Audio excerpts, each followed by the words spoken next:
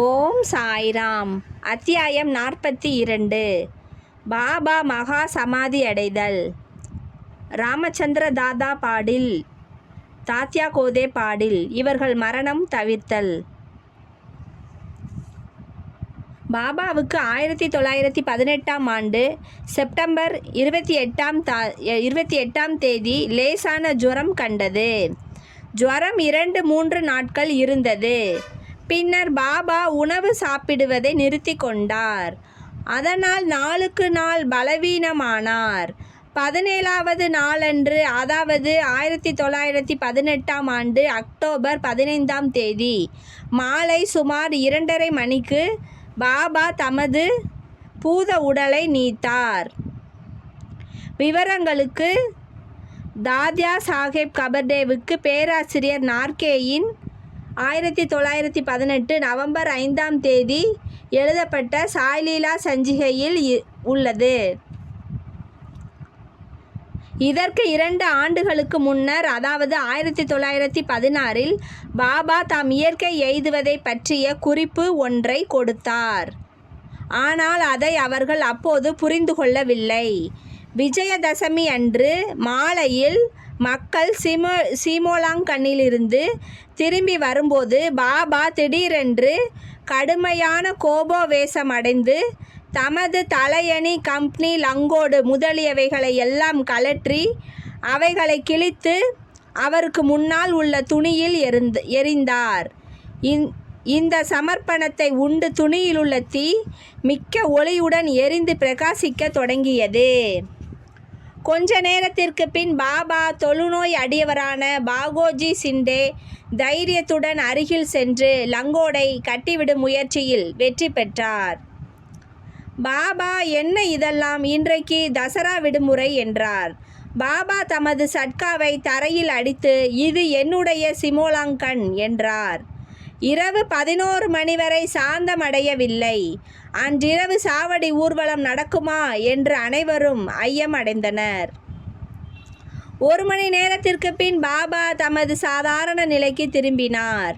வழக்கம்போல் உடை அணிந்து கொண்டு முன்னமே விளக்கப்பட்ட விதமாக சாவடி ஊர்வலத்தில் பங்கு கொண்டார். ராமச்சந்திர தாத்யா பாடில்களின் மரணத்தை தவிர்த்தல். இதற்கு சில நாட்களுக்கு பின்னர் ராமச்சந்திர பாடிலுக்கு தீவிரமான காய்ச்சல் கண்டது. அவர் பெரிதும் துன்பம் அடைந்தார். அவர் எல்லாவித சிகிச்சைகளையும் கையாண்டு குணமேதும் காணாமல் தமது வாழ்வில் வெறுப்படைந்து கடைசி வினாடிக்காக காத்து கொண்டிருந்தார். பின்னர் ஒரு நாள் நள்ளிரவு பாபா திடீரென்று அவரது தலையணை அருகில் நின்றார். பாடில் பாபாவின் பாதங்களை பிடித்து கொண்டு, வாழ்க்கையின் எல்லாவித நம்பிக்கைகளையும் நான் இழந்துவிட்டேன். நான் எப்போது சாவேன் என்று எனக்கு உறுதியாக கூறுங்கள் என்றார். கருணையுள்ள பாபா, கவலைப்படாதே, உனது மரண ஓலை வாபஸ் பெற்றுக்கொள்ளப்பட்டுவிட்டது. நீ விரைவில் குணமாவாய். ஆனால் தாத்யா பாடிலை குறித்து நான் கவலைப்படுகிறேன்.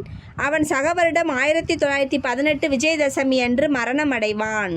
யாருக்கும் இதை வெளியிட்டு விடாதே, அவனுக்கும் இதை சொல்லாதே. ஏனென்றால் அவன் பயங்கரமான அளவுக்கு பீதி அடைவான் என்றார் பாபா. ராமச்சந்திர தாதா சுகமடைந்தார். ஆனால் தாத்யாவின் வாழ்வை பற்றி அவர் நடுக்கமுற்றார். ஏனெனில் பாபாவின் மொழிகள் மாற்ற இயலாதவை என்பதாலும் 2 ஆண்டுகளில் தாத்யா மரணமடைவார் என்பதை குறித்துமே. பாலாசிம்பி என்பவரை தவிர வேறு ஒருவரிடமும் இக்குறிப்பை கூறாமல் இரகசியமாக வைத்திருந்தார். ராமச்சந்திர தாதா, பாலாசிம்பி என்ற இவ்விரண்டு பேர் மட்டும் தாத்யாவின் உயிரை பற்றி என்ன ஆகுமோ என்று பயந்து கொண்டு இருந்தனர். ராமச்சந்திர தாதா படுக்கையை விட்டு நீங்கி நடமாடத் தொடங்கினார். காலம் வேகமாக சென்றது. சக வருடம் 1918 புரட்டாசி மாதம் முடிந்து ஐப்பசி மாதம் வரத் தொடங்கியது.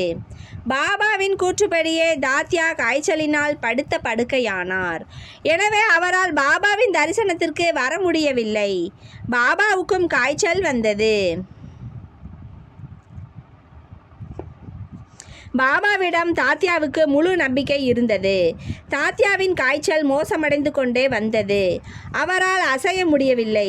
எப்போதும் அவர் பாபாவை ஞாபகப்படுத்தி கொண்டார். பாபாவின் கஷ்டமான நிலைமையும் அதே அளவு வளர்ந்தது. முன்னால் பாபாவால் உரைக்கப்பட்ட விஜயதசமி நாளும் வந்து கொண்டிருந்தது.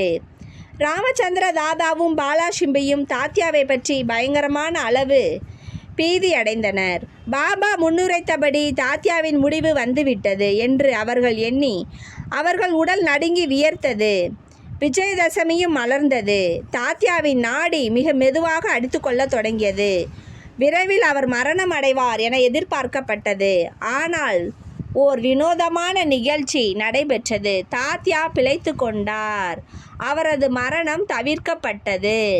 அவருக்கு பதிலாக பாபா உடலை நீத்தார். ஒரு பரிவர்த்தனை ஏற்பட்டதாக தோன்றியது. பாபா தாத்யாவுக்காக தமது உயிரை கொடுத்தார் என்று மக்கள் கூறினர். அவர் அவ்வாறு செய்தாரா? அவரது வழிகள் அறிவுக்கு அப்பாற்பட்டவை ஆகையால் அவருக்கு மட்டுமே அது தெரியும். என்றாலும் இந்நிகழ்ச்சியில் பாபா தமது மரணத்தை பற்றி தமது பெயருக்கு பதில் தாத்யாவின் பெயரை போட்டு குறிப்பு தந்தார் என்று தோன்றுகிறது. அடுத்த நாள் காலை பண்டரிபுரத்தில் தாஸ்கனுவின் கனவில் பாபா தோன்றி, மசூதி இடிந்து விழுந்து விட்டது. சீரடியில் எல்லா எண்ணெய்க்காரர்களும் கடைக்காரர்களும் என்னை பெருமளவு துயரப்படுத்தினர். எனவே நான் இவ்விடத்தை விட்டு நீங்கிவிட்டேன். நான் இதை உனக்கு தெரிவிக்கவே இங்கு வந்தேன். தயவு செய்து அங்கு உடனே சென்று பக்கல் புஷ்பங்களால் என்னை போர்த்து என்றார் பாபா. தாஸ்கனு இவ்விஷயத்தை சீரடியிலிருந்து வந்த கடிதங்கள் மூலமாக அறிந்தார். எனவே அவர் சீரடிக்கு தமது சீடர்களுடன் வந்து பஜனையும் கீர்த்தனைகளும் செய்ய தொடங்கினர். இறைவன் நாமத்தை பாபாவின் சமாதி முன்னால் நாள் முழுவதும் பாடினர். ஹரி நாமத்துடன் தாமே ஒரு அழகிய பூமாலை தொடுத்து பாபாவின் சமாதி முன்னர் வைத்து பாபாவின் பெயரால் மக்களுக்கு அன்னதானமும் செய்து வைத்தார். ஓம் சாய்ராம். ஜெய் சாய்ராம்.